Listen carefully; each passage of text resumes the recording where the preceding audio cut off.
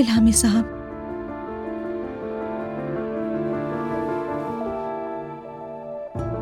आज शाम मेरा रिश्ता लेकर आ रहे हैं। तुम दोनों के लिए खैर हो, और क्या कहूं। फराज, मैंने जाने अनजाने में तुम्हारा दिल दुखाया, मुझे माफ कर देना। यकीन करो तुम मेरे लिए बहुत कीमती हो। अरे नहीं, मेरा दिल इतनी आसानी से टूटता है क्या? बिल्कुल नहीं।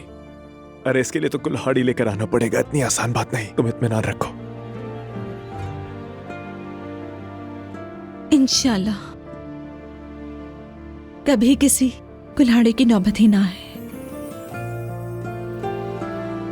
अल्लाह हाफिज फराज। अल्लाह हाफिज।